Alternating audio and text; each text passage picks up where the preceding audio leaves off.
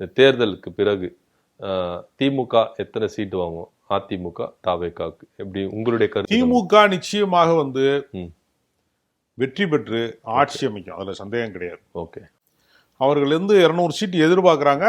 அதுல ஏதாவது முன்பின் வரிசைகள்ல உண்டு.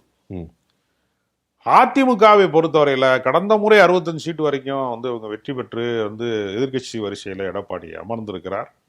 இந்த முறை அது சற்று சரிந்து ஒரு 40 தொகுதிகளுக்குள்ள வருவதற்கான வாய்ப்பு இருக்கு. வந்தாலும் அவர் தான் எதிர்கட்சி தலைவராக இருப்பார். ஓகே, திமுக ஒரு 150 தொகுதிகள் வரைக்கும் நிச்சயமாக வெற்றி பெறும். கூடுதல் குறைவுங்கிறது நம்ம சொல்ல முடியாது. மற்ற கூட்டணி கட்சிகளுடைய வெற்றி இதெல்லாம் ஓரளவுக்கு கணிசமான வெற்றியை பெறுவார்கள். மீண்டும் திமுக ஆட்சி அமைக்கும். 2வது இடத்துல அதிமுக தான் இருக்கும். ஓட்டுக்களை சிதறடிப்பதில் சில பின்னடைவை உண்டாக்குவதில் சில இடங்கள்ல அதிமுகவை 2வது இடத்துல இருந்து நகர்த்தி 3வது இடத்துக்கு அப்படி மாதிரியான அழிவு சக்தியாக தாவேகா நிச்சயமா இருக்கும். ஓகே, அதை தாண்டி அதிகார மையமாக மாறுவது, அதை நோக்கிலாம் அவங்களால நகர முடியாது. வெற்றிக்கு மிக அருகில் போவது என்பது வேறு, வெற்றி பெறுவது என்பது வேறு.